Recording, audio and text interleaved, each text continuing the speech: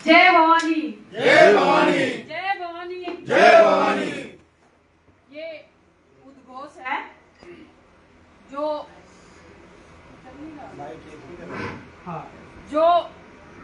बोलो आप। जो हम सदैव किसी भी युद्ध में जाते थे, किसी भी टकराव में जाते थे, तो सबसे पहले हमारा जय भवानी का नारा होता था या नहीं होता था?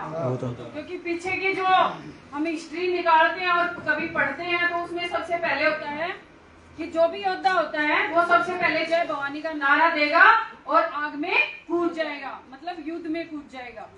आज मैं वो नारा क्यों दे रही हूँ?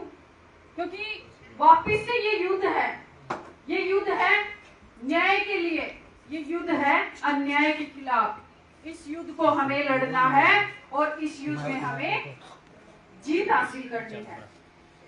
अब आपको मैं बता दूं कि युद्ध कैसे हुआ। तो युद्ध की जो सुखदेव सिंह गोगामेडी, जो सदैव समाज के लिए खड़े रहते थे, सभी को न्याय दिलाते थे, चाहे 5 आदमी इकट्ठा उनको बुलाते थे तो वो हमेशा तत्पर रहते थे। लेकिन कुछ गद्दारों की वजह से, कुछ दुश्मनों की वजह से आज वो हमारे बीच में नहीं है।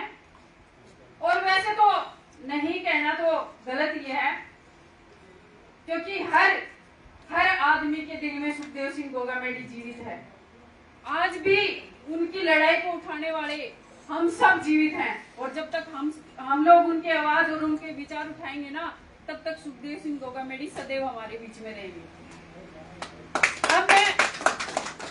अब मैं आपको बता दूं, हमें न्याय लेना है सुखदेव सिंह गोगामेडी के लिए। सब लोग कहते हैं आपने ये मांग लिया, वो मांग लिया। मैं कहती हूँ हमने तो क्या पता क्या मांगा और क्या नहीं मांगा और क्या खो दिया। क्योंकि जीवन का जो अनमोल क्षण, अनमोल हीरा जो हमने खोया है ना, उसकी भरपाई कदापि कभी भी नहीं हो सकती। सुखदेव सिंह गोगामेडी जी समाज के हीरो थे, एक कोहिनूर थे, वो हमने खोया है। लेकिन दुर्भाग्य इस बात का है कि 2 साल बीतने के बाद भी सरकार हमें न्याय नहीं दे रही। एनआई की जो जांच है वो आपको पता है कितनी बड़ी जांच है, लोग उसको मांगते हैं, लेकिन हमने एनआई की कोई जांच नहीं मांगी थी। ये जांच हमारे समाज के कुछ वरिष्ठ जन थे जिनको लगा कि सुखदेव सिंह जी गोगामेडी को प्रशासन न्याय नहीं दिला पाएगा, तो एनआई की जांच ले लेते हैं और उनको न्याय दिलाते हैं। लेकिन 2 साल से एनआई हाथ पे हाथ धरे बैठी है। मतलब उनको यही नहीं है कि हम कोई केस हमारे पास है या उस केस को हम सुलझाएं या इस केस के बारे में कोई जानकारी ले। उनको सिर्फ यही मतलब है कि सुखदेव सिंह जी गोगामेडी पैसे कैसे कमाते थे, सुखदेव सिंह जी गोगामेडी बाहर जाते कैसे थे, उनका खर्चा कैसे चलता था। मतलब एनआई को ऐसी चीजों से मतलब है, न्याय से कोई मतलब नहीं है। अब मैं आप लोगों को बता दूं कि 29 मार्च को मैं ये जांच चेंज करवाना चाहती हूँ। ये जांच चेंज हो, एजीटीएफ के पास जाए और जल्द से जल्द हमें न्याय मिले।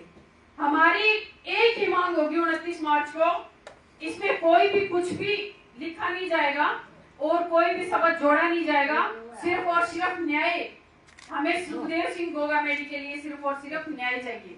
उस इंसान ने हर इंसान के साथ खड़ा होकर के हमेशा कंधे से कंधा मिलाकर सबका साथ दिया है। तो अब आप सबकी बारी है कि अपनी बहन को, अपनी बेटी को न्याय दिलाएं। आप लोगों पे डिपेंड है, आप मुझे न्याय दिलाते हैं या फिर मेरी मौत का कारण बनते हैं, ये आप पे डिपेंड है। क्योंकि मैं आपको बता दूं, उस दिन के बाद मैं वापस घर नहीं जाऊंगी अगर मुझे न्याय नहीं मिला तो।